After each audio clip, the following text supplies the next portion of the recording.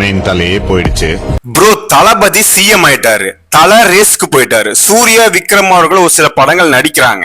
அப்ப தமிழ் சினிமாவை யாருதான் போ காப்பாத்துவா? இல்லீங்க, இன்னொரு தலை வருது. யாரோ சிவாஜி ஃப்ரெண்டா, அமெரிக்காவில இருந்து வராங்க. எல்லாரும் எதிர்பார்த்த தனுஷ் அவர்கள் அரசியலுக்கு வராரு. தமிழ் சினிமாவோட அடுத்த கிங் யாரு? அவன் தான் இனிமே சிவாஜி ஃபவுண்டேஷனை நடத்த போறானா? தமிழ் சினிமாவோட அரசன் யாருதான் ப்ரோ? யார் இவன்? பேர்ல இருக்கிற அரசன் எங்கள் சிலம்பரசன். சிம்பு சிம்பு சிம்பு.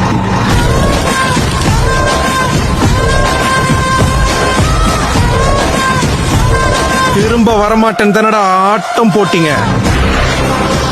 அன்னைக்கே சொன்ன 2026 புதிய அரசியல் அரசனா அரியணை ஏற போறாருன்னு சொன்ன ஏறிட்டாரு.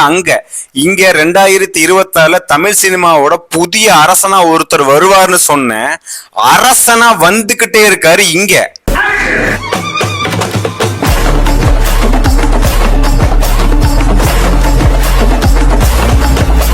தமிழ்நாட்டுல அன்னைக்கு ஒரு குழந்தை பிறந்துச்சுன்னா ஒண்ணு தலை ஃபேனா இருக்கும், இல்ல தளபதி ஃபேனா இருக்கும். இன்னைக்கு இனி அடுத்த தலைமுறையில ஒரு குழந்தை பிறந்துச்சுன்னா அது எஸ்டிஆர் ஃபேனா தாண்டா இருக்கும்.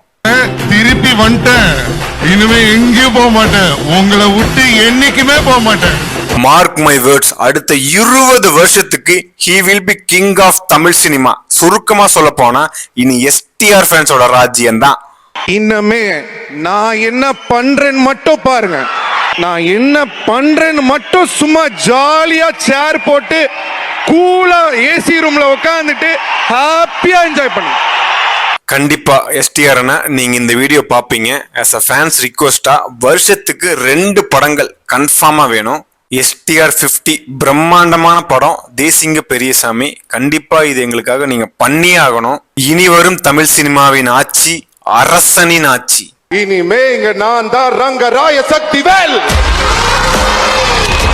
எல்லா எஸ்டிஆர் ஃபேன்ஸும் ரெடி ஆகுங்க, இனிமேதான் ஆட்டமே.